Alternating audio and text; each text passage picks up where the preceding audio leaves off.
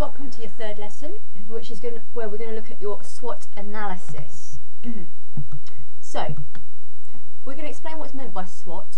We're going to review your strengths, review your weaknesses, review your opportunities, review your threats, and then you can put together a SWOT analysis from the skills audit that you've just completed from the previous lesson.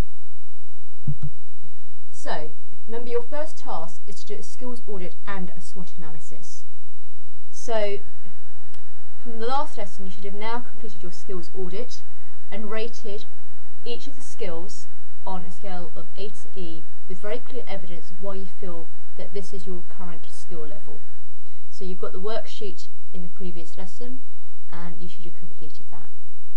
So now that has been done, you're now in a position to put together your SWOT analysis, which will be based on those skills that you've just audited yourself on. So what is a SWOT? Well, a SWOT analysis, or sometimes it's referred to as a TOES analysis, is a powerful technique for identifying the strengths and weaknesses and for examining the opportunities and threats that you face. Now we're going to use this in a personal context, so it's going to help you to develop your career in a way that takes best advantage of your talents, your abilities and opportunities. If it's used in a business context, it'll help you to carve a sustainable niche for your market. Now what makes SWOT particularly powerful is that with a little thought, it can help you uncover opportunities that you are well placed to take advantage of. And by understanding your weaknesses, you can manage and eliminate the threats that would otherwise catch you unawares. And that's been taken from Mind Tools. So let's look at each of these in a lot more detail. Your strengths. So I'm going to explain what the strengths are and then I want you to do an exercise around this. So, what advantages, so for example skills, educational connections, do you have that others don't have? What do you do better than anyone else? What personal resources do you have access to? And what do other people, and your boss in particular, see as your strengths? Now consider this from your own perspective and from the point of view of the people around you. Now don't be modest, be as objective as you can. If you're having any difficulty with this, try writing down a list of your characteristics. Some of these will hopefully be your strengths. In looking at your strengths, think about them in relation to the people around you.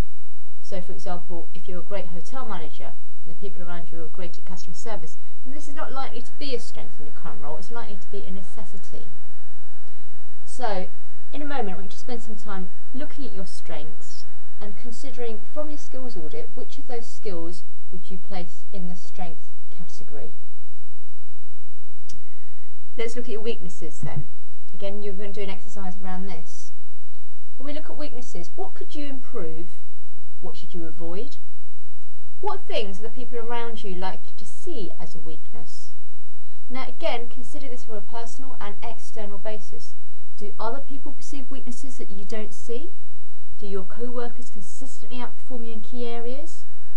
It's best to be realistic now and face any unpleasant truths as soon as possible. So again, spend some time thinking about the skills from your skills audit. Which of those are your weakest skills? Which of those would you place in that box?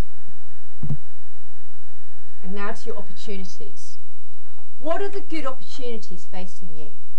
What are the interesting trends that you're aware of? Useful opportunities can come from such things as changes in technology, markets, and your company on both a broad and a narrow scale, perhaps changes in government policy related to your field, changes in social patterns, population profiles, lifestyle changes, or maybe local events. A useful approach to looking at opportunities is also to look at your strengths and ask yourself whether these open up any opportunities. Alternatively, look at your weaknesses and ask yourself whether you could open up opportunities by eliminating them. So again, have a look at what you've written in your strengths and in your weaknesses and see where the opportunities lie within this. And then lastly onto your threats, and again we did an exercise around this. What obstacles do you face? What are the people around you doing? Is your job or the demand for the things you do changing? Is changing technology threatening your position? Could any of your weaknesses seriously threaten you? In carrying out this analysis, analysis will often be illuminating, both in terms of pointing out what needs to be done and in putting problems into perspective. So again, having looked at your skills, where do the threats lie from that skill set? Again, place that in the appropriate box.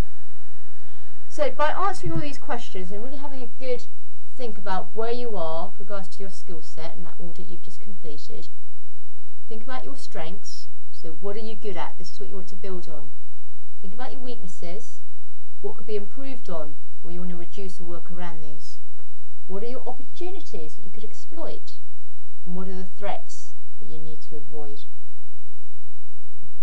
So in order to complete task 1, you need to put together your SWOT analysis. Now there's a SWOT template that's in the assignment brief, so use that template. It's also, I think, at the bottom of the skills audit. And remember, keep focusing on those key skills that the employers are looking for. So the submission date for this task, well, please do check your AR1. Remember, that's the schedule with all your deadlines. It is also highlighted in your schema work. Now, this task 1, you need your front sheet, your skills audit and your SWOT analysis, and that needs to be submitted electronically via Moodle. I would also like you to upload that document into your personal blog as well. So again, it's a little bit of further reading that could help you, but spend the rest of the lesson going through and putting together your SWOT analysis, and by doing that you should have now have enough information to complete your task 1 assessment. Your next lesson will be on time management and PDP.